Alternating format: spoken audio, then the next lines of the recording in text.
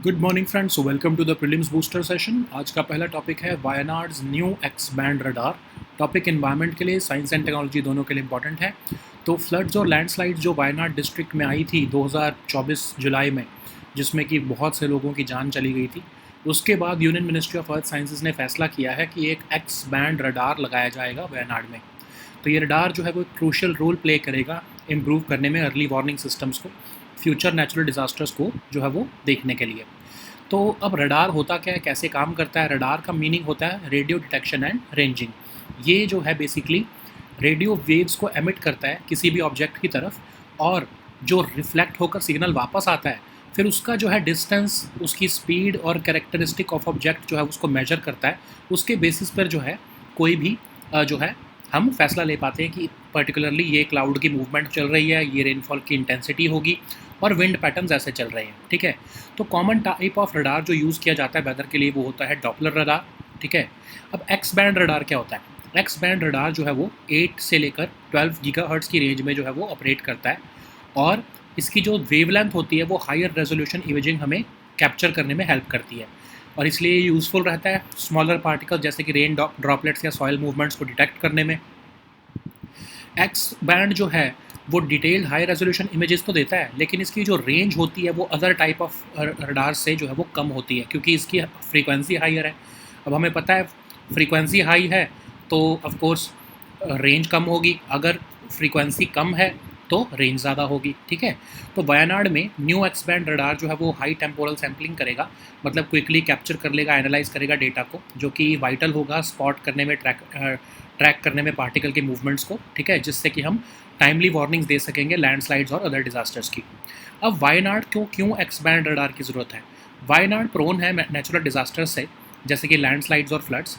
Reason का जो terrain है वो भी बहुत हिली है, और सॉइल कॉम्पोजिशन जो है वो वल्नरेबल कर देता है इस रीजन को लैंडस्लाइड से।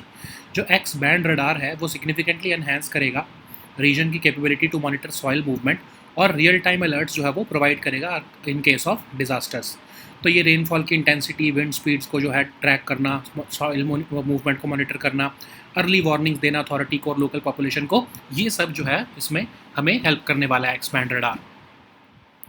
अब इंडिया का जो रडार नेटवर्क है अगर हम देखें, इंडिया ने रडार जो है 1950 से लगाने शुरू किए थे।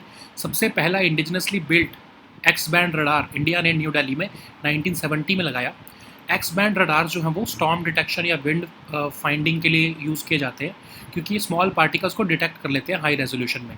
जो एस बैंड रडार्स होते हैं वो डिज़ाइन किए जाते हैं लॉन्ग रेंज डिटेक्शन के लिए, जैसे कि आपके साइक्लोन की डिटेक्शन करनी हो। ठीक है, अपार्ट फ्रॉम दैट इंडिया जो है यूएस के साथ कोलैबोरेट करके जो है Nisar, NASA, ISRO synthetic aperture radar भी लगा रहा है, जो कि लॉन्च किया जाएगा 2025 में। ये सैटेलाइट बेसिकली एल बैंड और एस बैंड रडार्स पर काम करेंगी, और अर्थ के लैंड मासेस को जो है वो मैप करेंगी और ट्रैक करेंगी कोई भी तरह का इन्वायरमेंटल चेंजेस जो हो रहे हैं।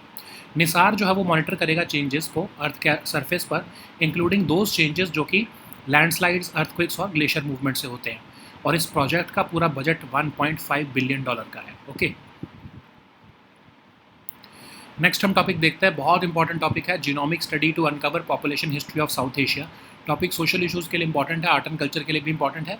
इंडियन गवर्नमेंट ने एक एम्बिशियस प्रोजेक्ट लॉन्च किया है, जिससे कि ये स्टडी किया जाएगा कि एंशिएंट और मॉडर्न जीनोमिक्स को हम स्टडी करेंगे, और उससे हमें पता लगेगा कि पॉपुलेशन हिस्ट्री क्या है साउथ एशिया की। ठीक है, तो ये जो है लॉन्ग स्टैंडिंग जो डिबेट्स चली आ रही हैं, कन्फ्लिक्टिंग थ्योरीज चल रही आ रही हैं कि हमारा कहाँ से ओरिजिन हुआ है, क्या माइग्रेशन का पैटर्न रहा है एंशिएंट इंडियन कम्युनिटीज़ में, उसको ये रिजॉल्व कर देगा। तो एंथ्रोपोलॉजिकल सर्वे ऑफ इंडिया जो है वो Birbal Sahni institute of palaeo sciences के साथ मिलके इस प्रोजेक्ट को कैरी आउट करने वाला है। तो पहले हम कुछ टर्म समझ लेते हैं, जैसे जीनोमिक्स। जीनोमिक्स मतलब क्या होता है? एक ऑर्गेनिज्म के कंप्लीट सेट ऑफ डीएनए को स्टडी करना। तो एंशिएंट और मॉडर्न दोनों डीएनए को जो है वो स्टडी किया जाएगा इसमें, हिस्टोरिकल कनेक्शंस एस्टैब्लिश करने के लिए। डीएनए एक्सट्रैक्शन मतलब आइसोलेट करना डीएनए को बायोलॉजिकल सैंपल्स में, सैंपल्स में से। लेकिन इस केस में ये बहुत कॉम्प्लेक्स रहेगा, क्योंकि जो है मटेरियल पिछले कई हज़ारों सालों में बहुत डिग्रेड हो चुका होगा। ठीक है, अब पॉपुलेशन हिस्ट्री, एंशिएंट पॉपुलेशन कैसे माइग्रेट हुई, सेटल हुई, इवॉल्व हुई, उसको हम जेनेटिक रिलेशनशिप्स के जो जेनेटिक रिलेशनशिप जिस तरह के रहे हैं उसके ऊपर फोकस करके हम स्टडी कर पाएंगे मॉडर्न और एंशिएंट लोगों के बीच में। तो अगर हम फोकस देखें स्टडी का, तो 300 एंशिएंट स्केलेटल रिमेन्स हैं प्रोजेक्ट के पास, जिसमें कि क्रेनियल बोन्स हैं, टूथ फ्रेगमेंट्स हैं, बोन पीसीज हैं। उनमें से जो है डीएनए को एक्सट्रैक्ट किया जाएगा और जो सैंपल्स हैं हमें आर्कोलॉजिकल साइट्स जो हैं इंडिया और पाकिस्तान में, जो खासकर इंडस वैली सिविलाइजेशन की साइट्स हैं, वहाँ से मिले हैं हमें ये। 1922 से लेकर 1958 के बीच में इनको एक्सकेवेट किया गया है। आर्कोलॉजिकल सर्वे ऑफ इंडिया के ये कस्टडी में है, ठीक है। ये स्टडी रिकन्स्ट्रक्ट करेगी origins of ancient Indian communities, और ये हमारे को जो है लाइट शेड करेगी कि लिविंग कंडीशंस उस समय कैसी थी, डाइट कैसी थी, डिजीज़ प्रेवलेंस कैसा था, और माइग्रेशन कैसी हुई है उस समय पर एंशिएंट पीपल की, ठीक है। तो इसके एक्सपेक्टेड आउटकम्स क्या हैं या मॉडर्न रेलेवेंस क्या है, ये हमें कंक्लूसिव एविडेंस देगा regarding origins and migration patterns of Asian population in South Asia, uncover करेगा complex migration history of this region, ये रिवील भी करेगा कि कैसे एंशिएंट इंडियन पॉपुलेशन एक्सपैंड हुई और इंटरेक्ट किया। इनिशियल फाइंडिंग सजेस्ट कर रही हैं कि कॉन्टीन्यूटी रही है जेनेटिक मेकअप में पॉपुलेशंस की over time in South Asia, जिससे कि जो अर्लियर थ्योरी है लार्ज स्केल माइग्रेशन की, जो आर्यन इन्वेजन थ्योरी जो सबसे ज़्यादा दी जाती है वेस्टर्न आर्कोलॉजिस्ट द्वारा, वो फेक समझ हमें आ रही है कि वो झूठ है वो थ्योरी, ठीक है। और ये फाइंडिंग्स हमारे को आगे जो स्कूल की टेक्स्ट बुक्स है उसमें भी जो है वो हमें बच्चों को बताने में हेल्प करेगी कि क्या जो है वो कैसे इंडिया की सिविलाइजेशन पिछले 5000 साल से कॉन्टीन्यूटी जो है वो फॉलो कर रही है। तो थ्योरी ऑफ आर्यन माइग्रेशन को के ऊपर जो है वो डाउट्स आ रहे हैं, क्योंकि वो एक तरह से फेक थ्योरी समझ बन के सामने आ रही है। तो वेस्टर्न स्कॉलर्स ने 19th सेंचुरी में हमारी कंट्री को नॉर्थ और साउथ में डिवाइड करने के लिए कहा कि जो आर्यंस हैं वो फेयर स्किन्ड पीपल, ये सेंट्रल एशिया से आए थे, माइग्रेट किए साल 2000 से 1500 के बीसी के बीच में, और ये इन्होंने सिविलाइजेशन ऑफ इंडियन सब कॉन्टिनेंट में एक मेजर रोल प्ले किया। लेकिन जो बहुत सारे इंडियन आर्कोलॉजिस्ट हैं उन्होंने कहा कि आर्यंस कोई बाहर से नहीं आए थे, वो इंडियन रीजन के ही थे, सरस्वती रिवर के पास रहते थे। और रिसेंट एक्सकेवेशन से भी हमें ये पता लग रहा है कि 4000 साल पुरानी जो हमें एक साइट मिली है सिनौली उत्तर प्रदेश में, उसने indigenous warrior burials, weapons, chariots जो है वो वहाँ पर हमें रिवील हुए हैं, जिससे कि एक्सटर्नल आर्यन माइग्रेशन थ्योरी को जो है आइडिया को कॉन्ट्राडिक्शन मिलती है, ठीक है। तो ये स्टडी जब कंप्लीट हो जाएगी तो हमारे को एंशिएंट और मॉडर्न जीनोमिक्स ये पता लगेगा कि साउथ एशियन पॉपुलेशन की हिस्ट्री है क्या, ओके। नेक्स्ट हम टॉपिक देखते हैं depreciation of rupee, topic economy के लिए इंपॉर्टेंट है। तो 11 अक्टूबर को इंडियन रुपी जो है वो 84 पर यूएस डॉलर मार्क पर पहुंच गया पहली बार। और ये क्यों हुआ है, इतना डेप्रिसिएशन क्यों हो रहा है? क्योंकि फॉरेन इंस्टीट्यूशनल इन्वेस्टर्स जो है वो आउटफ्लो कर रहे हैं, राइज हो रहा है ऑयल प्राइजेज में, यूएस डॉलर की डिमांड जो है वो फॉरेन बैंक्स में बढ़ रही है, ठीक है। तो एक फ्री मार्केट इकोनॉमी में एक्सचेंज रेट जो है वो डिसाइड किया जाता है सप्लाई और demand of rupees and dollars से। तो डिमांड ऑफ डॉलर्स अगर बहुत ज़्यादा है इन कंपैरिजन टू रुपी, तो एक्सचेंज रेट जो है वो कम होगा और वीक हो जाएगा रुपी, और राइज होने लगेगा, स्ट्रेंथन होने लगेगा डॉलर। अब क्रूड ऑयल प्राइजेस बढ़ रहे हैं, उसकी वजह से भी कंसर्न्स हैं इंडिया के ट्रेड डेफिसिट और इन्फ्लेशन पर। फॉरेन इन्वेस्टर जो है वो चाइना की तरफ मूव कर रहे हैं, क्योंकि चाइना ने एक स्टिमुलस मेजर्स लिए हैं अपनी इकोनॉमी में। इवन फॉरेन बैंक्स भी जो है वो मोर यूएस डॉलर्स जो है वो डिमांड कर रहे हैं, तो रुपी की डिमांड कम हो रही है।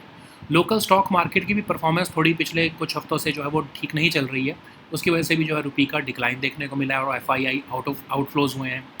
तो कॉस्ट ऑफ इम्पोर्ट्स का बढ़ना ओवर जो है जब जो है आपके डेप्रिसिएशन ऑफ रुपी होगी तो आपके कॉस्ट ऑफ इम्पोर्ट्स बढ़ जाएंगे, एजुकेशन कॉस्ट बढ़ेगी, फॉरेन लोन्स कॉस्टली हो जाएंगे कंपनीज़ के लिए, और इन्फ्लेशन पर सबसे ज़्यादा इम्पैक्ट आएगा, क्योंकि कंट्री हमारी जो है 80% डिपेंडेंट है क्रूड ऑयल नीड्स के ऊपर। इंपोर्ट्स जो है वो कॉस्टलियर हो जाएंगे, ठीक है। कॉस्टलियर इंपोर्ट्स की वजह से जो है वो ट्रेड डेफिसिट बढ़ने लगेगा।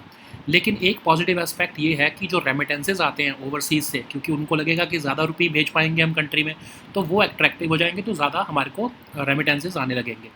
तो गवर्नमेंट अगर बहुत सिचुएशन ख़राब हो जाए तो क्या कर सकती है कि लार्ज अमाउंट ऑफ डॉलर्स को जो है वो बेच सकती है ताकि रुपी को सपोर्ट किया जा सके। इंटरेस्ट रेट राइज कर सकती है ताकि इंडियन इन्वेस्टमेंट अट्रैक्टिव हो जाए। जो रिज़र्व रिस्ट्रिक्शंस होती हैं डॉलर डिपॉजिट्स पर बैंक्स में, वो हटाई जा सकती हैं, या फिर ज़्यादा से ज़्यादा रुपी में सेटलमेंट्स कर सकती है ताकि डॉलर के ऊपर डिपेंडेंस कम हो सके। तो एनालिस्ट का कहना है कि रुपी जो है वो कंटिन्यू करेगा वॉलेटिलिटी अपनी, और ऑयल प्राइसेस में जो अनसर्टेनिटीज़ हैं, फ्लक्चुएशंस चल रही हैं जो डॉलर इंडेक्स में, उसकी वजह से रुपी जो है वो अच्छा परफॉर्म आगे कुछ टाइम तक नहीं करने वाला है। एफपीआई सेलिंग हो रही है, जियोपॉलिटिकल अनसर्टेनिटी है, इसलिए जो आपके टेंशन चल रही हैं मिडिल ईस्ट में, उसकी वजह से जो है कंटिन्यूड प्रेशर रहने वाला है रुपी के ऊपर, ओके।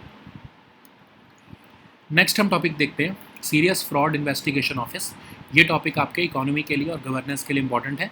तो सीरियस फ्रॉड इन्वेस्टिगेशन ऑफिस ने स्टेटमेंट रिकॉर्ड की है केरला सीएम के डॉटर की, जो कि वो ओनर है एक गवर्नमेंट इंफॉर्मेशन टेक्नोलॉजी फर्म की।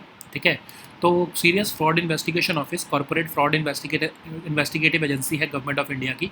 2015 में इसको एस्टैब्लिश किया गया। स्टेचुटरी स्टेटस भी है इसके पास। मिनिस्ट्री ऑफ कॉर्पोरेट अफेयर्स के अंडर काम करती है। ये डिटेक्ट करती है, प्रोसिक्यूट करती है और रिकमेंड करती है प्रोसिक्यूशन के लिए कोई भी तरह के वाइट कॉलर क्राइम्स या फ्रॉड्स को। और अगर कोई इंटर डिपार्टमेंटल या मल्टी डिसिप्लिनरी रेमिफिकेशंस हैं तो उन केसेस की इन्वेस्टिगेशन करती है जिसमें कि पब्लिक इंटरेस्ट सब्सटैंशियल इन्वॉल्व है और बहुत ज़्यादा जो है वो सोफिस्टिकेटेड क्राइम है अगर कोई, तो उसमें जो है एसएफआईओ जो है वो इन्वेस्टिगेशन करती है। एसएफआईओ जो है अपने आप केस तभी ले सकती है जब डायरेक्टर ऑफ एसएफआईओ जो ये फैसला लें और रिटर्न में जो है ये बताएं कि क्यों ज़रूरी है एसएफआईओ की इन्वेस्टिगेशन करना। एक बार जब एसएफआईओ ने जो है इन्वेस्टिगेशन ले ली तो कोई और इन्वेस्टिगेटिव एजेंसी जो है उस केस के ऊपर जो है वो फिर प्रोसीड नहीं कर सकती है। एसएफआईओ के जो हेड होते हैं वो डायरेक्टर होते हैं as head of department, joint secretary rank के गवर्नमेंट ऑफ इंडिया में। जो हेड क्वार्टर है एसएफआईओ का वो न्यू दिल्ली में लोकेटेड है। ओके, और कुछ रीजनल ऑफिसेज भी हैं। नेक्स्ट हम टॉपिक देखते हैं ड्रैगन ड्रोन्स। टॉपिक सिक्योरिटी के लिए इंपॉर्टेंट है। तो एक डेडली न्यू वेपन जो है वो देखने को मिला है, यूज़ हो रहा है रशिया यूक्रेन वॉर में, जिसमें क्या हो रहा है कि ड्रोन से जो है वो फायर जो है वो रेन डाउन हो रही है और इसको जो है ड्रैगन ड्रोन का नाम दिया गया है। तो बेसिकली क्या होता है कि इन ड्रैगन ड्रोन्स में एक सब्सटेंस का यूज़ किया जा रहा है थर्माइट, जो कि मिक्सचर है एल्यूमिनियम और आयरन ऑक्साइड का। और जब इसको इग्नाइट किया जाता है तो इतनी सेल्फ सस्टेनिंग रिएक्शन करता है ये, जिसको कि बुझाना फिर बहुत मुश्किल हो जाता है। ये जो भी इसके सामने आता है उसको बर्न कर देता है, चाहे क्लोथ्स हो, ट्री हो, मिलिट्री ग्रेड व्हीकल हो, इवन ये पानी के अंदर भी जो है वो बर्न होता रहता है। अगर ह्यूमंस को ये लग जाए तो ये फेटल हो जाता है, बर्न कर देता है, बोन डैमेज कर सकता है। इवन जो ट्रेडिशनल डिफेंसेस हैं उनको भी ये बाईपास कर जाता है और हाईली इफेक्टिव और डेंजरस जो इसलिए बन जाता है ये। ठीक है, सबसे पहली बार इसको रशिया यूक्रेन वॉर में अराउंड सितंबर इसको यूज़ किया गया। थर्माइट का वॉर जो है वो प्रोहिबिटेड तो नहीं है इंटरनेशनल लॉ में, लेकिन कुछ ऐसे इंसेंडरी वेपन्स जो सिविलियंस को अगर टारगेट कर रहे हैं तो उनके ऊपर बैन है convention on certain conventional weapons के अंडर। ठीक है, नेक्स्ट हम टॉपिक देखते हैं कालेश्वर टेम्पल। ये टॉपिक आर्ट एंड कल्चर के लिए इंपॉर्टेंट है। तो एक 13th सेंचुरी स्टोन इंस्क्रिप्शन जिसको वीरगलू भी कहते हैं वो अनकवर किया गया है recently during the renovation of ancient Kaleshwar temple. Kaleshwar temple एक हिंदू टेम्पल है located in the town of पागली इन दावनगेरे डिस्ट्रिक्ट ऑफ कर्नाटका। ये डेडिकेटेड है लॉर्ड शिवा को। इसकी जो कंस्ट्रक्शन है वो 2 कन्नड़ डायनेस्टीज़ राष्ट्रकूटा और वेस्टर्न चालुक्य एम्पायर दोनों के टाइम पर हुई है। इसका ये सिंगल श्राइन जो कंस्ट्रक्शन है उसके साथ एडजॉइनिंग हॉल है जिसको मंडप कहते हैं। जो शिखर है टेम्पल का वो परफेक्ट एग्जाम्पल है चोलन आर्किटेक्चर का। और जो टेम्पल है वहाँ पर एक लार्ज शिवलिंग है। इसको मॉन्यूमेंट ऑफ नेशनल इंपॉर्टेंस भी डिक्लेयर किया जा चुका है आर्कियोलॉजिकल सर्वे ऑफ इंडिया द्वारा। Okay, so now let us see all these topics in English.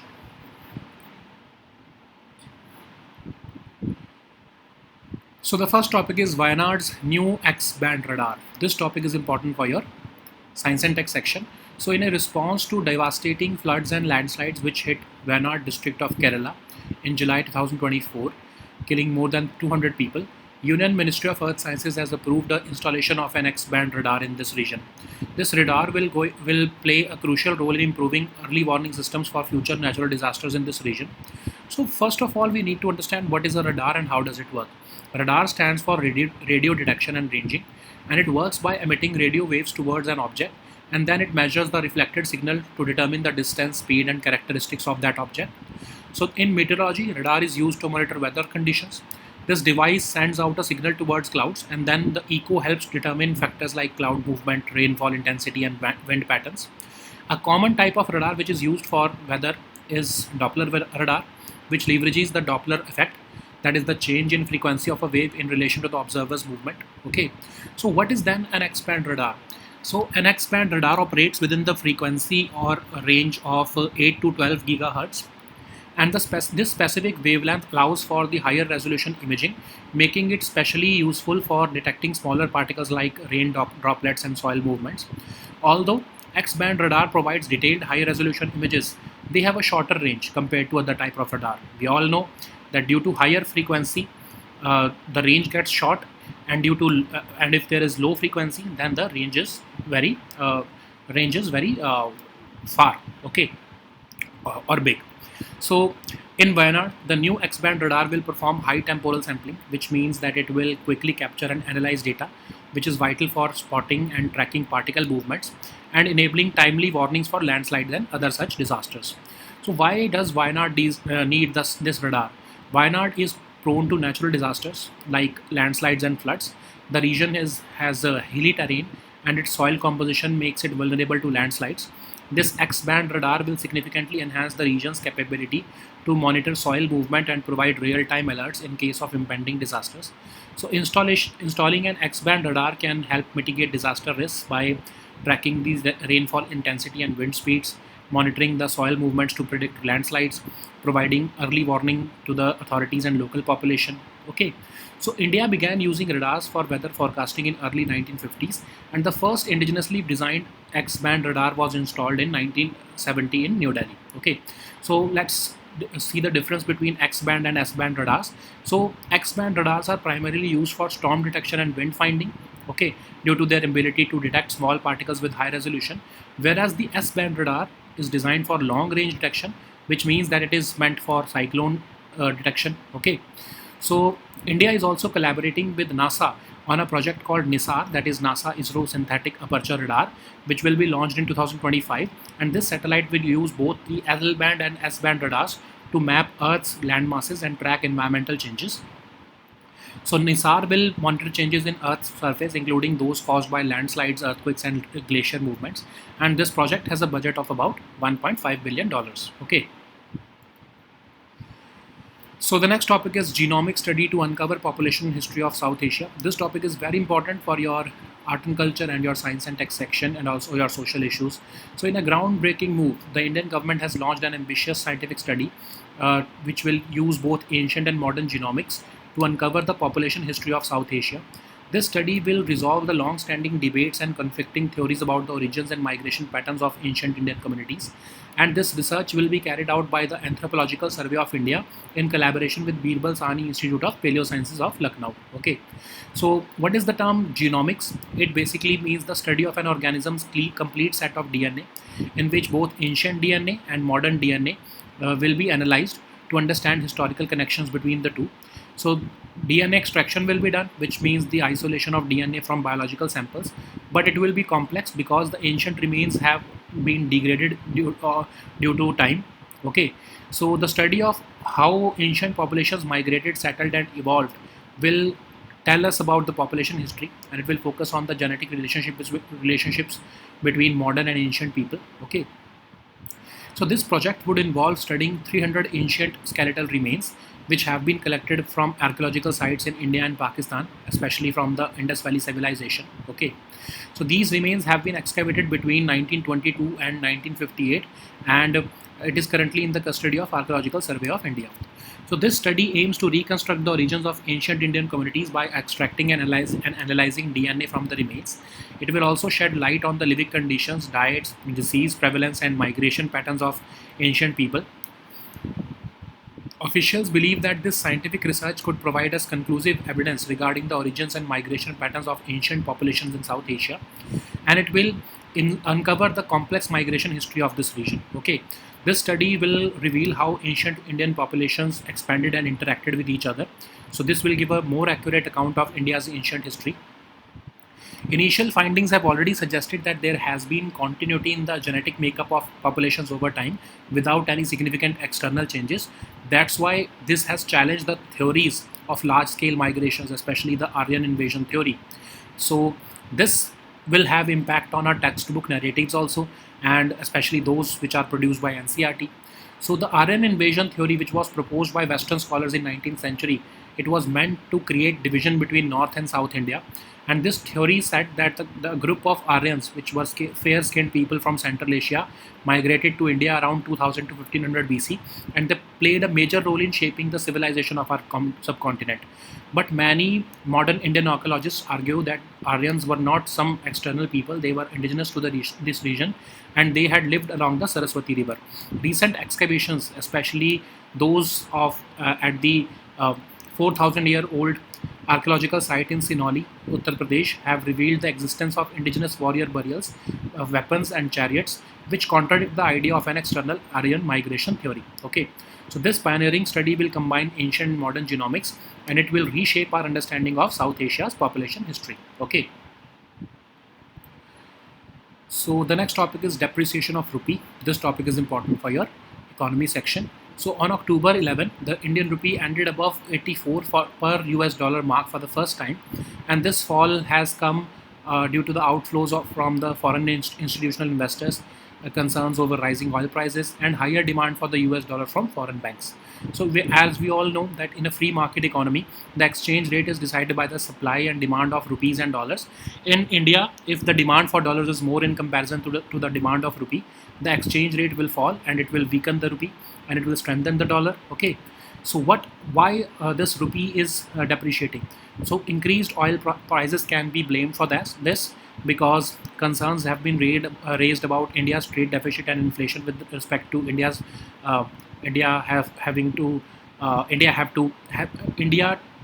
will have to spend more rupees on oil prices. Okay, foreign investors are moving funds to China because China has recently given us a stimulus package, okay, to the economy. There is also foreign banks which are demanding more US dollars. Local stock market performance has been laggard in the past few months or past few weeks, especially after the Indian elections, and also how the foreign institutional investors are pulling out money from the Indian stock market, which is also contributing to rupees decline. So what would be the impact of this? It will increase the cost of imports for us. It will raise education costs, overseas education costs. It will make foreign loans costly for companies. And the most crucial impact would be on inflation because the country currently imports about 80% of its crude oil needs. This would mean that imports would become costlier. Costlier imports would widen the trade deficit. Okay, but there would be one positive impact as well because the remittances because of the depreciation of rupee, the remittances from overseas could become attractive. Okay, so in case this fall in rupee continues beyond a certain point, then the government can sell large amounts of dollars to support the rupee. It can raise interest rates to make Indian investment attractive. It can remove reserve restrictions on dollar deposits with banks. It can allow traders to make settlement in rupees so as to reduce dollar dependence. Analysts are expecting that rupee would continue to remain volatile because of uncertainties in oil prices and fluctuations in the dollar index. The rupee may also face pressure from FPI selling and geopolitical uncertainty, especially due to the tensions in the Middle East. Okay. So the next topic is Serious Fraud Investigation Office. This topic is important for your governance and economy section. So Serious Fraud Investigation Office has recorded the statement of the daughter of Kerala CM and owner of a now dormant information technology firm. So what is SFIO? It is a corporate fraud investigating agency which was established in 2015 and it is formed under the Companies Act. So it is having a statutory status. It is a multidisciplinary organization under Ministry of Corporate Affairs. It aims to detect and prosecute. It aims to investigate crimes for detection, prosecution, or recommending for the prosecution of white-collar crimes or frauds. So it can take up investigation cases which are characterized by complexity, or they have interdepartmental or multidisciplinary ramifications, or if there is substantial involvement of public interest involved by the size of the fraud, either in terms of monetary or economy. Okay, so SFIO can also take up cases on its own only when it is decided by the director of SFIO and the reasons should be given up in writing. Okay, once the SFIO takes up a case, no other investigative agency can proceed with an investigation for any offense under the Act. SFIO is headed by the director as head of the department in the rank of Joint Secretary to the Government of India. The headquarters of SFIO is in New Delhi and it has its regional offices in Mumbai, Chennai, Hyderabad and Kolkata. Okay. So the next topic is Dragon drones. This topic is important for your security section. So a deadly new weapon has taken to the skies in the Russia-Ukraine war. Both sides have posted visuals of drones appearing to rain down fire, and these Dragon drones are basically releasing a substance called thermite, which is a mixture of aluminium and iron oxide. So when ignited, this thermite triggers a self-sustaining reaction which is quite difficult to extinguish. It can burn through almost anything from clothes to trees to military grade vehicles, and even it can burn underwater. It causes severe, possibly fatal burns and bone damage to humans. Combining thermite with high precision drones can bypass traditional defenses, which makes Dragon drones highly effective and dangerous. This was first deployed in Russia Ukraine war around September. The use of thermite in war is not prohibited under international law, but the use of such incendiary weapons against civilian targets is barred under the Convention on Certain Conventional Weapons. Okay. So the next topic is Kaleshwar Temple.